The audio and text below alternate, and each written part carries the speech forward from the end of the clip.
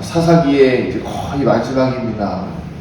정말 어제도 말씀드렸지만 지금 일어난 사건, 지금 이 시대에 일어나서도 안 되는 사건이고 절대 함부로 입에 담기도 힘든 비참한 일이 성경에서 일어났죠. 근데 이것을 보면서 이제 우리가 이렇게 좀 이야기해 볼까요? 피해자인 레위인이 그 자신의 아내를 이렇게 조각내어서 이 지파에게로 보냅니다. 베냐민에 속한 지파, 이스라엘 12지파에게 다 보내요. 그러니까 이 온 이스라엘 백성들이 다 분노합니다. 어떻게 이런 일이 있었느냐? 살면서 이런 일을 본 적이 없다. 그러면서 함께 모여서 이 일을 어떻게 처리할 것인가를 모아서 이야기하게 됩니다. 자, 그러면서 여기 말씀에 보면 미스바에서 모여서 하나님의 총회에서 모이며 이 레위인은 그 과정을 설명하는 모습들을 볼 수가 있습니다. 근데 내일 그리고 주일은 새벽 예배가 없기 때문에 그 뒤에 있는 모임들은 결국에는 베냐민 지파와 전쟁을 하게 되고 베냐민 지파가 망하게 되고 또 이스라엘 백성들이 패하는 과정들을 통해서 이스라엘을 또 몰락하는 과정들을 볼 수가 있어요.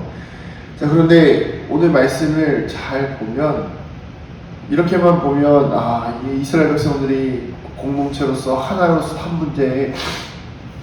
한 문제에 분노하고 하나의 사건에 대해서 이렇게 한마음 한뜻이 되어서 싸우는구나 볼 수 있지만, 그리고 이 레위 사람은 정말 문제 가운데 놓여져 있는 불쌍한 사람 같아 보이지만 자세히 들여다보면 인간이 얼마나 추악한 연약한 인간인지를 볼 수가 있습니다. 먼저 첫 번째는 무엇입니까? 바로 이 공동체의 문제점입니다.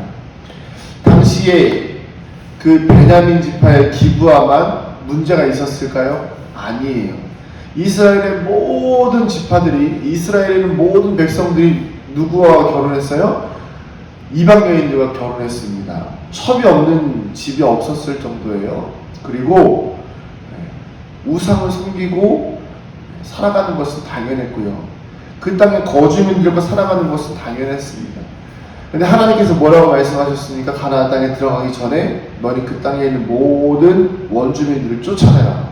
근데 쫓아내지 못했고, 우리가 계속해서 말씀을 받지만 쫓아내려고 했지만 완강하게 거부한다고 못 쫓아내고, 쫓아내려고 했지만 뭔가 되게 쫓아낼 수 없는 요새를 산다고 못 쫓아내고, 그러면서 같이 살다 보니까 어떤 문제가 생기는 거예요. 우상이 괜찮아 보이고 우상을 섬기는 게 좋아 보이고 그렇게 이방 여인들과 결혼하고 첩을 삼으면서 인간의 욕망을 채워가는 것이 바로 지금의 이스라엘의 공동체라는 것입니다. 자, 그런데 내용이 어떻습니까? 자신들의 찔림은, 자신들의 죄는 좌시한 채, 자신들의 죄는 무시한 채, 아니 내가 지금까지 살아왔지만 이렇게 큰 죄는 보지 못했다. 그러니까 자신들 안에 죄는 무시한 채 다른 사람의 무엇만 들추는 거예요? 잘못만 들추고 있다는 것입니다. 성경에도 나와 있죠. 내 눈에 있는 들보는 보지 못하면서 다른 사람의 티끌은 빼지 말아라.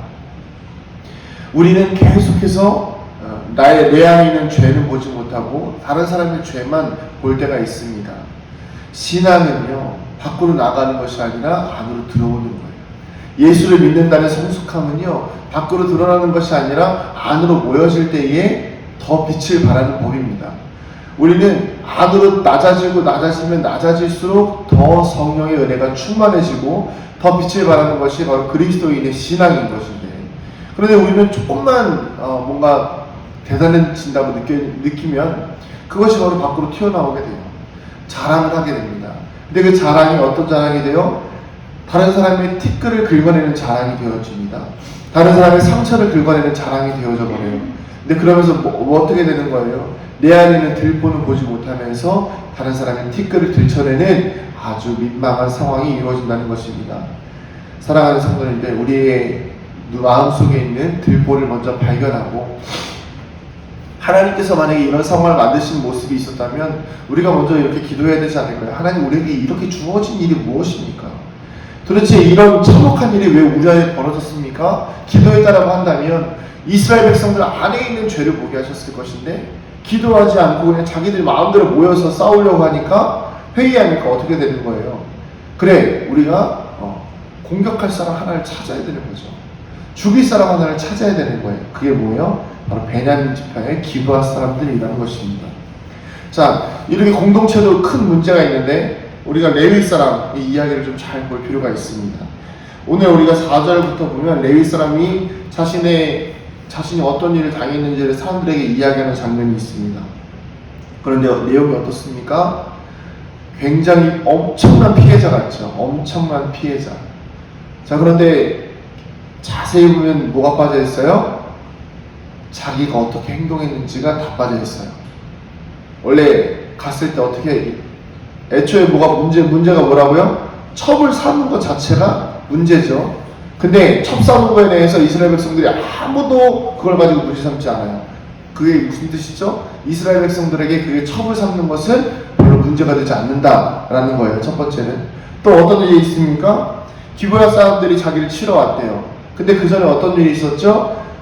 장인어른 집에 있을 때 몇 번이나 떠나고자 했을 때 자신들이 벌건 대낮에 떠나면 되는데 꼭 놀고 먹고 마시다가 밤에 늦게 떠난 걸 이야기 안 해요. 위험을 스스로 감수한 것을 이야기하지 않습니다. 그리고 기브아 사람들에게 잡혀갔을 때, 아내가 잡혀갔을 때에 자기는 평안히 누워서 자고 다음날 아침에 일어나가지고 아내가 문 앞에 있으니까 가자고 했을 때 아내가 죽어있는 것을 발견한 것.